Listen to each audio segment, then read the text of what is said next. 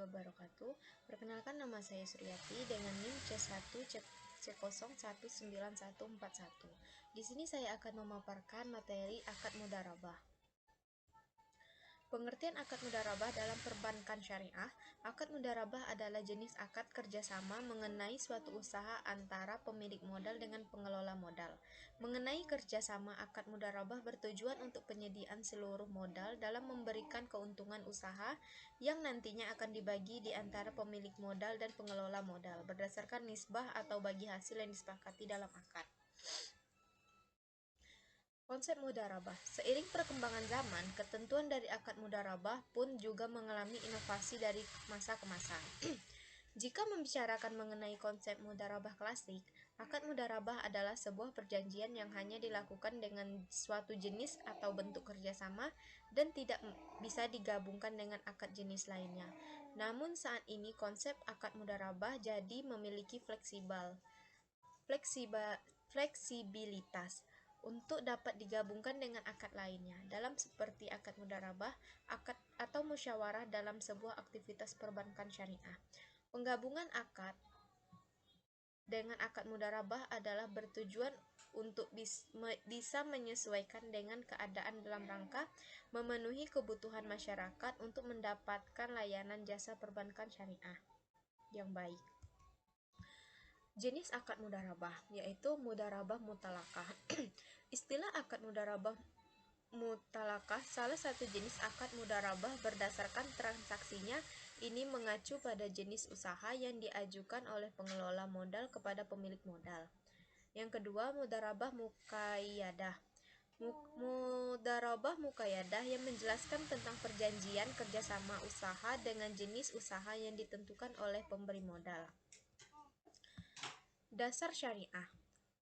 Prinsip syariah adalah aturan perjanjian berdasarkan hukum Islam atau antara bank dan pihak lain untuk penyimpanan dana atau pembiayaan kegiatan usaha atau kegiatan lainnya yang dinyatakan sesuai dengan syariah, antara lain pembiayaan berdasarkan prinsip bagi hasil atau mudharabah, pembiayaan berdasar penyertaan modal musyarakah, prinsip jual beli barang dengan memperoleh keuntungan murabahah, atau pembiayaan barang modal berdasarkan prinsip sewa murni tanpa pilihan ijarah, atau dengan adanya pilihan pemindahan kepemilikan atas barang yang disewa dari pihak bank oleh pihak lain, ijarah wa iktina.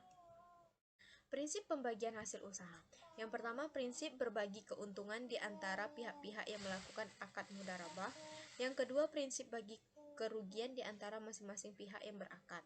Yang ketiga, prinsip kejelasan. Yang keempat, prinsip kepercayaan dan amanah.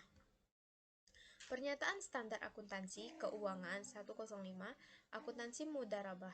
Sejarah Pernyataan Standar Akuntansi Keuangan 105, Akuntansi Mudharabah PSAK 105 pertama kali dikeluarkan oleh Dewan Standar Akuntansi Keuangan Ikatan Akuntansi Indonesia, atau disingkat dengan DSAK-IAI, pada 27 Juni 2007.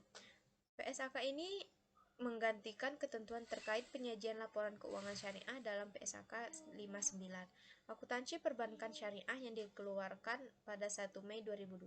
Berdasarkan Surat Dewan Pengurus Nasional atau DPN, IAI nomor 0823 B DPN IAI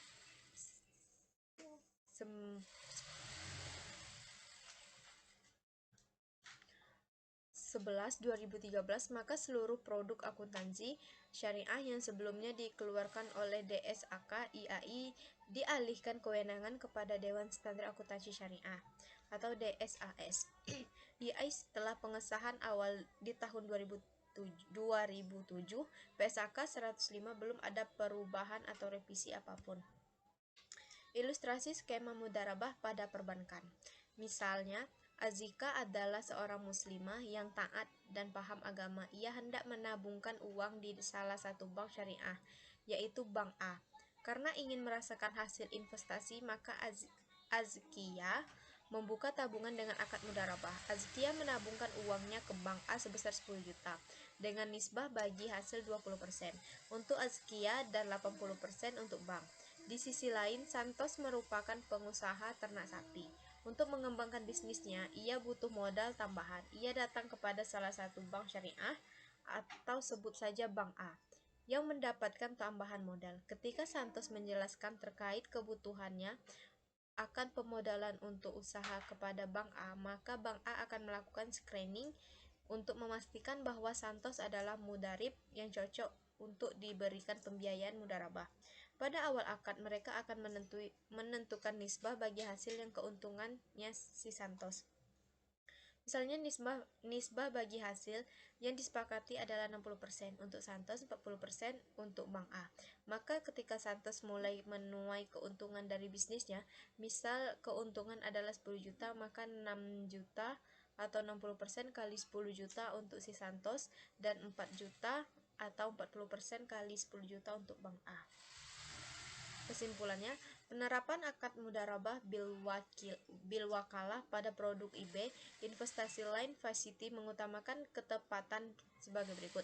A. Ketentuan pembiayaan dengan menggunakan akad mudarabah bil wakalah, nasabah wajib memiliki uang muka atau self finance sebesar 20% dari harga jual atas objek pembiayaan dan bank penyediaan dana maksimal 80% dari kebutuhan investasi. Yang kedua, pada pengaplikasian akad mudarabah bil wakalah, yaitu bank mewakili kepada nasabah untuk pembelian barang investasi atau wakalah. Kemudian supplier memberikan penawaran harga sebagai wujud menjual. Setelah itu bank melakukan akad jual beli atau murabahah dengan nasabah. Bank melakukan pembayaran barang tersebut langsung kepada supplier atau dapat diwakilkan pembayarannya kepada nasabah dengan bukti pembayaran barang diterima oleh bank. Terima kasih. Baiklah, hanya itu yang dapat saya paparkan materi tersebut. Saya ucapkan terima kasih.